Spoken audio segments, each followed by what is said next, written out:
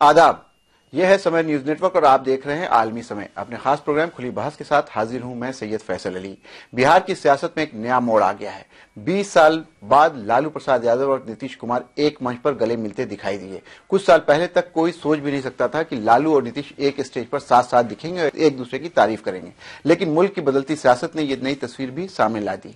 बिहार में 21 अगस्त को असेंबली की 10 सीटों के लिए ज़िमनी इंतखाबात होने वाले हैं। इन इंतखाबात को बिहार का सेमीफाइनल माना जा रहा है। नीतीश और लालू ने जो इत्तेहाद किया है उस पर सारे मुल्क की निगाहें लोकसभा इंतखाबात में बीजेपी की जो आंधी चली है उसकी वजह से ज्यादा लोग इस पर नजर जमाए हुए हैं। क्या सेक्युलर ताकतों को एक साथ लाकर उस आंधी को रोका जा सकता है जिसका नाम है नरेंद्र मोदी? और अगर लालू नीतीश कांग्रेस का इत्तेहाद बिहार में कामयाब होता है तो फिर ये पूरे मुल्क में आजमाया जा सकता है। लेकिन लालू नीतीश की दोस्ती क्या रंग लाती है, इस पर मुनहसर करता है। आज हम बिहार की बदलती सियासत और उसके मुख्तलिफ पहलुओं को जानने की कोशिश करेंगे और इस मौजू पर बातचीत करने के लिए हमारे साथ स्टूडियो में मौजूद हैं किशनगंज के साबिक एमएलए अख्तर उल ईमान साहब, कांग्रेस के तर्जुमान राजीव त्यागी साहब। आप दोनों का आलमी समय स्टूडियो में खैर मकदम है।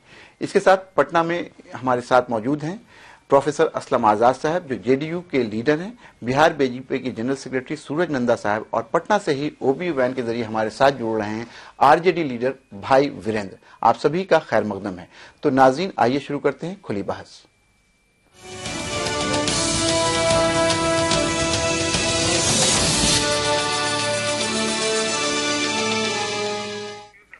गुज़श्ता पार्लिमानी इंतखाबात में बीजेपी की तारीखी जीत ने मुल्क की सेकुलर ताकतों को मुत्तहिद होने पर मजबूर कर दिया है और इसकी शुरुआत हुई है बिहार से, जहां 20 सालों से एक दूसरे के लिए सियासी दुश्मन बन चुके लालू प्रसाद यादव और नीतीश कुमार ने एक साथ आकर नए सियासी बाब की शुरुआत की है। पेश है एक रिपोर्ट।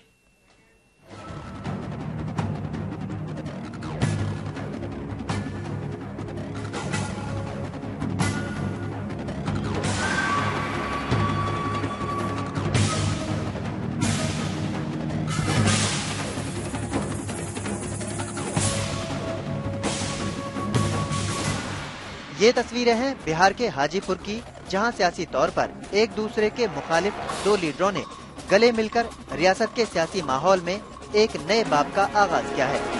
इस सियासी इत्तेहाद से जहां जेडीयू और आरजेडी के हामियों के पांव जमीन पर नहीं पड़ रहे हैं, वहीं बीजेपी और उसकी मुआविन पार्टियां इसको मतलब की सियासत बता रही हैं।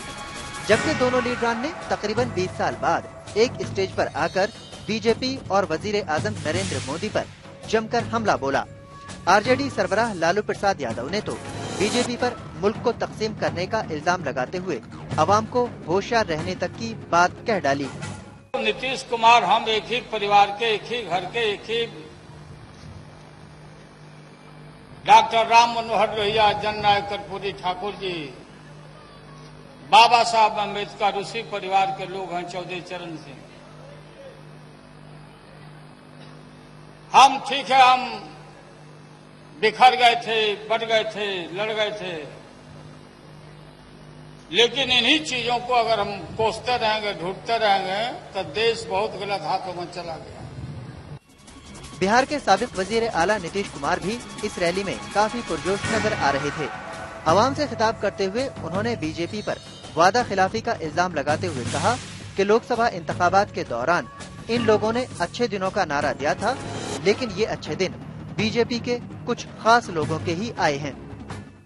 सरकार चलाना आसान हो सकता है, देश चलाना कठिन है और हम लोग देख रहे हैं कि देश किस तरह से चल रहा है। वायदा किया गया था कि अच्छे दिन आ जाएंगे, अब अच्छे दिन का लोग इंतजार ही कर रहे हैं। खूब प्रचार हो रहा है। अभी हाल में किसी आदमी ने दिखाया, कहा साहब पेट्रोल सस्ता हो गया, बधाई हो, और नीचे लिखा हुआ था टमाटर से। जेडीयू आरजेडी की इस मुश्तरका रैली के दौरान स्टेज पर कांग्रेस के नायब सदर राहुल गांधी की तस्वीर भी लगी थी। इन तस्वीरों के जरिए इस इत्तेहाद ने मुल्क में एक बड़े सियासी महाज की तरफ इशारा कर दिया है। कांग्रेस एनसीपी ने उम्मीद के मुताबिक इस इत्तेहाद को एक मुस्बत कदम तो बताया ही, साथ ही इसे मुल्क से फिरकावाराना बीमारी खत्म करने के लिए बेहद जरूरी करार दिया। जो बिहार में हुआ है वो एक बहुत ही अच्छा कदम है, रचनात्मक कदम है और हम उम्मीद करेंगे कि भारत के बाकी हिस्सों में भी ये जो ध्रुवीकरण है सांप्रदायिकता के खिलाफ, ये और मजबूत। हालांकि बीजेपी को जेडीयू आरजेडी का ये साथ हजम नहीं हो पा रहा है और पार्टी लीडरान ने इस इत्तेहाद को अवाम के साथ धोखा बताते हुए कहा कि ये जो पब्लिक है ये सब जानती है।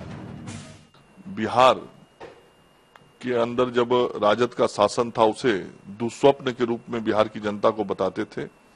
आज बिहार की जनता देखेगी कि वैसे लोग कैसे एक मंच पर खड़ा होकर बिहार की जनता को भ्रमित करने का प्रयास कर रहे हैं। सत्ता की लालच और हार की घबराहट ने इन दोनों दुश्मनों को एक कर दिया है। ये अशोभनीय और अमर्यादित और गैर सिद्धांतिक समझौता है जो बिहार की जनता देख रही है। मुझे विश्वास है कि और लालू और नीतीश जी के इस गठबंधन को बिहार की जनता बेनकाब करेगी। आरजेडी जेडीयू का मौजूदा इत्तेहाद अभी तो सिर्फ बिहार में होने जा रहे ज़िमनी इंतखाबात के लिए ही है, लेकिन क्या लालू नीतीश का साथ आना मुल्क की सियासत को एक नई सिमत दे पाएगा? और सवाल ये भी है कि क्या ये दोस्ती मजबूरी है या वक्त की नजाकत? क्या बड़े छोटे भाई की ये सियासत मोदी शाह की जोड़ी को मात दे पाएगी? और कहीं नताइज उम्मीदों के खिलाफ आए तो अगला कदम क्या होगा? आलमी समय के लिए ब्यूरो रिपोर्ट के साथ मासूम सिद्दीकी। नाज़रीन, आपने एक रिपोर्ट देखी।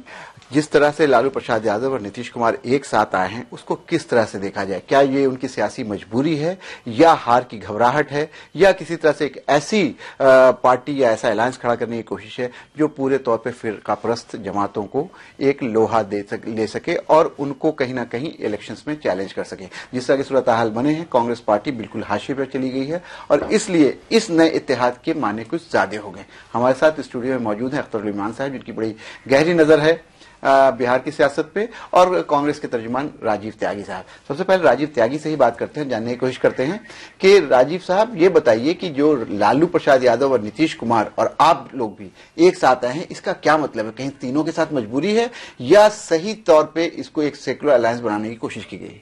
एक शेर से अपनी बात शुरू करता हूं जी। मुत्तहद हो तो बदल डालोगे जमाने के निजाम, मुंसिर हो तो मरो शोर मचाते क्यों जी।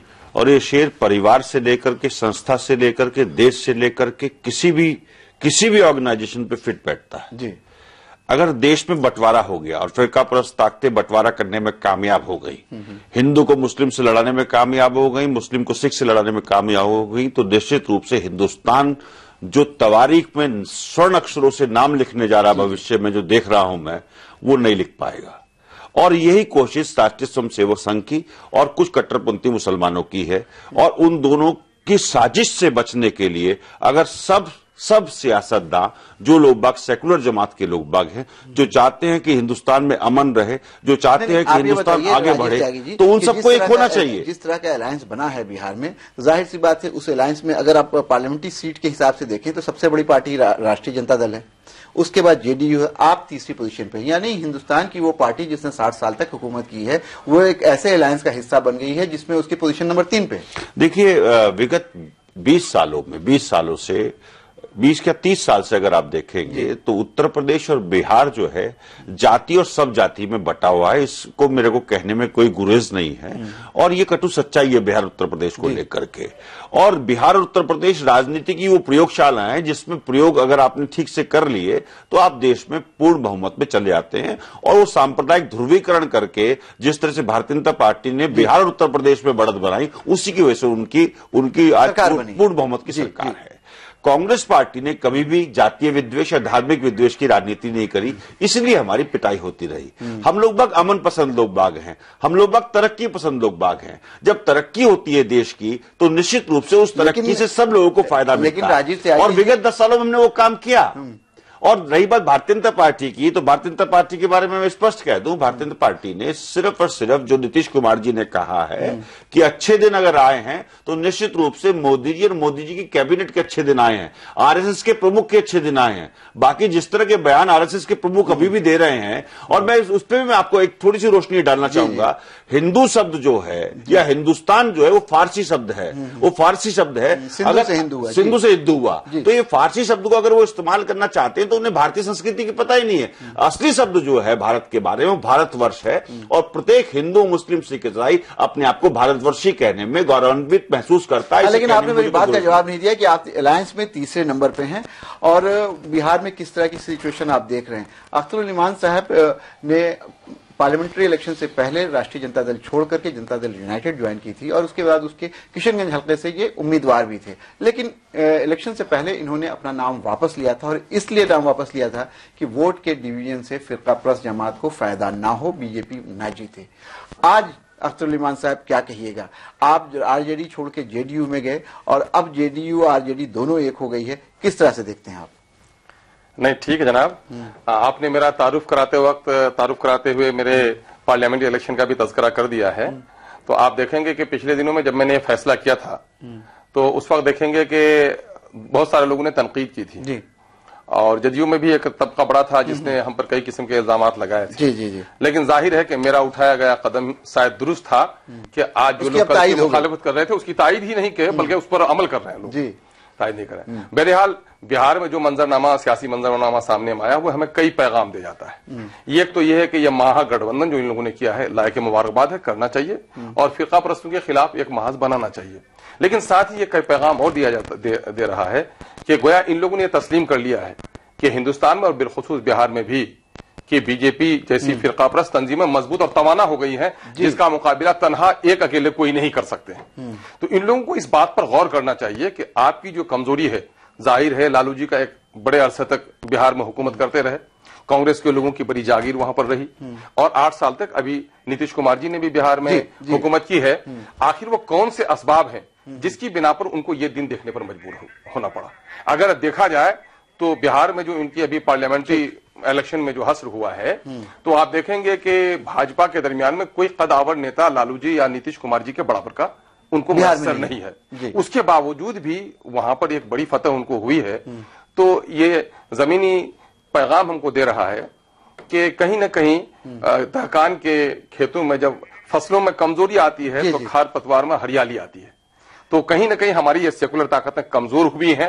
ये आप किसको जिम्मेदार मानते हैं? आपने एक बहुत अच्छी बात कही, जाहिर सी बात 15 साल तक आरजेडी का वहां पर की हुक्मरानी रही वहां पे, उसके बाद नीतीश कुमार वहां पे आए, और पूरे तौर पे ये माना जा रहा था कि ये एक अभेद किला है, वो किला है जहां भारतीय जनता पार्टी अब कब्जा नहीं कर सकती। ऐसा क्या हुआ अख्तरुल इमान साहब कि वहां से उनको इतनी सीटें आ गई? जनाब, आप मैं कहूंगा कि सिर्फ बिहार के तनाजुर में आप न देखें, बल्कि पूरे हिंदुस्तान के तनाजुर में देखें कि जो फिरका परस्तों को इस वक्त जो ताकत हासिल हुई है, इसके पीछे सिर्फ फिरका परस्तों की अपनी मेहनत का दखल नहीं रहा है, बल्कि जो सेकुलर ताकतें रही है, ये सेकुलर ताकतें भी कहीं न कहीं फिरका परस्तों के बिलमुकाबिल अपने आप को कमजोर दिखाती रही है।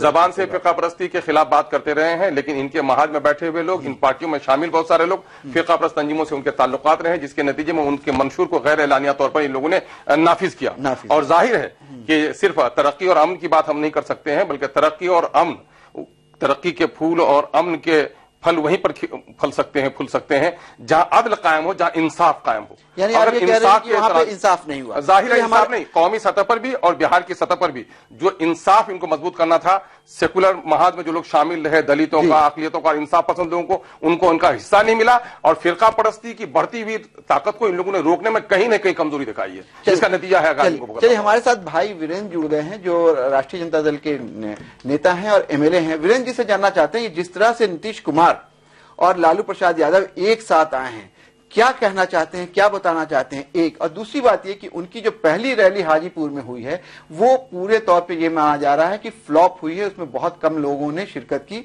और जो लग रहा था कि लालू प्रसाद यादव वो और नीतीश कुमार 20 साल के बाद साथ आएंगे, तो एक बहुत बड़ा हिस्टोरिकल इवेंट है, बहुत बड़े तारीखी चीज होगी, ऐसा कुछ नहीं हुआ। भाई वीरेंद्र,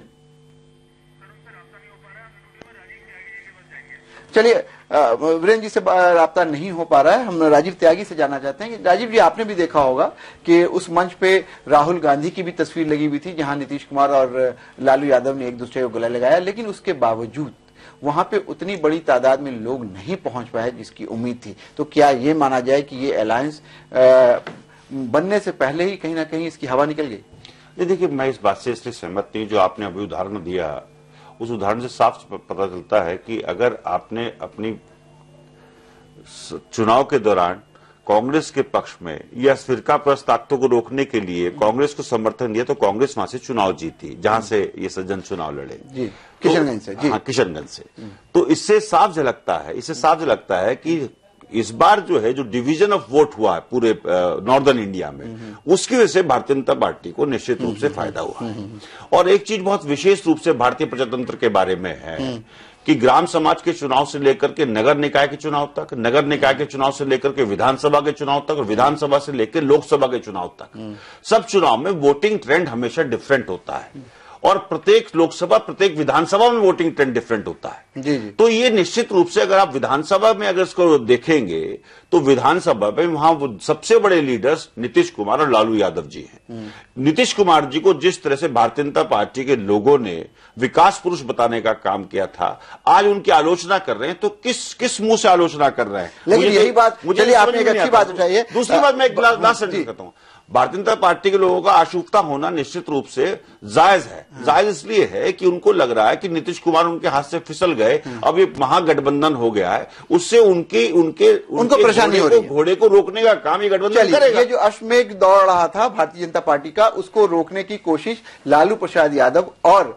नीतीश कुमार कर सकते हैं, ऐसा मानना है कांग्रेस के तर्जुमान राजीव त्यागी का। हमारे साथ जुड़ चुके हैं आरजेडी लीडर भाई वीरेंद्र। भाई वीरेंद्र जी, आपसे जानना चाहेंगे कि लालू प्रसाद यादव और नीतीश कुमार ने बहुत गर्मजोशी से एक दूसरे को गले लगाया हाजीपुर में, लेकिन इस नजारे को देखने में जनता इंटरेस्टेड नहीं दिखी, बहुत कम लोग वहां पर पहुंचे। कैसे देखते हैं आप ये अलायंस को? देखिए, ऐसा है कि उपचुनाव में जनता बहुत ज्यादा सक्रिय नहीं होती है और प्रचार प्रसार भी कम हुए थे। दोनों का एक दिन पहले घोषणा हुआ कि एक साथ कार्यक्रम होंगे। ऐसी बात नहीं है, हम चुनाव जीतेंगे वहां से और अच्छे वोटों से, अच्छे मतों से चुनाव हाजीपुर या उपचुनाव हमारे पक्ष में मतदान होने जा रहा है। यानी आपको ये लगता है कि ये जल्दबाजी के मिलने से सेकुलर ताकतें जी काफी मजबूत हुई है और फिरका प्रस्त जो ताकतें हैं जी। वो काफी घबरा गई है और अनाप शनाप बयान देना, अनाप शनाप बोलना इनकी नियति रही है।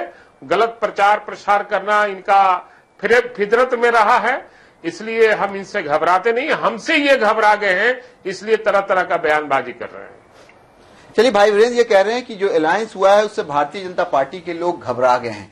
ब्रेक के बाद आएंगे तो जानने की कोशिश करेंगे, भाई वीरेंद्र के पास से सीधे चलेंगे और जानने की कोशिश करेंगे कि घबरा वो गए हैं या घबरा आरजेडी और जेडीयू गई है, इसलिए एक साथ आए हैं। वक्त हो गया एक ब्रेक का, लेते हैं ब्रेक।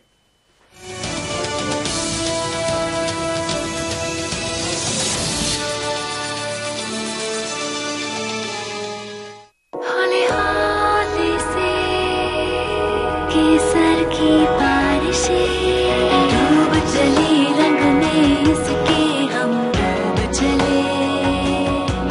विमल में है कश्मीरी केसर जिसके स्वाद में डूब रहे हैं सब। विमल पान मसाला, दाने दाने में केसर का दम।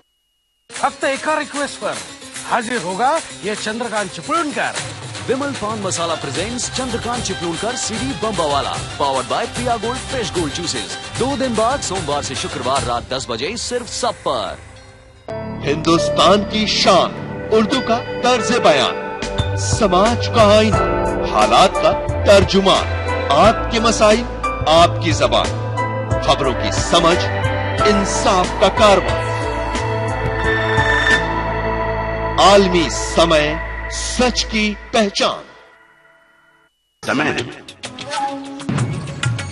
समय परिवर्तन है, समय संजीवनी है, समय मनुष्य है, वर्तमान है, भविष्य है, मासूम ममता की मीठी सी झपकी है। समय सभी का है, समय तुम्हारा है, हम समय, ये समय हमारा है। रहिए समय के साथ।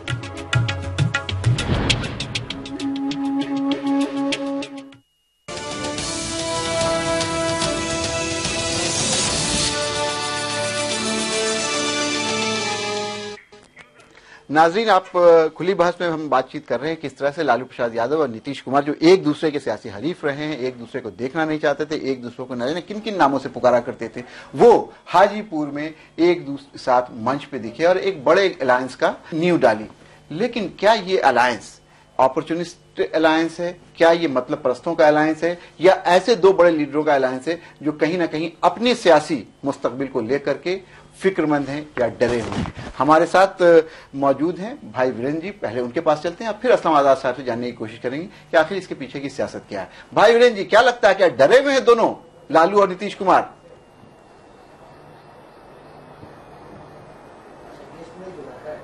हेलो वीरेंद्र जी, मैं पूछ रहा हूं, क्या नीतीश कुमार और लालू प्रसाद यादव नरेंद्र मोदी की जो आंधी है उससे डरे हुए हैं, इसके साथ आ गए? आपको मालूम होना चाहिए जी जी कि लालू जी और नीतीश जी जी दोनों छात्र जीवन के ही नेता हैं जी, और इन लोगों ने बिहार की तस्वीर को बदला था जी जी, लोकनायक जयप्रकाश नारायण जी के नेतृत्व में जी। तो ये लोग किसी से डरने वाले लोग हैं क्या? आपको लगता है ये लोग किसी से डरने वाले लोग हैं? इन लोगों से लोग डरता है। ये जब एक हो गए तो ये सारे ताकतें, वो फिरका प्रस्ताकतें इतना डर गई है, भयभीत हो गई है कि वो शरण लेने के लिए कहीं न कहीं वो दरवाजा खटखटा रही है।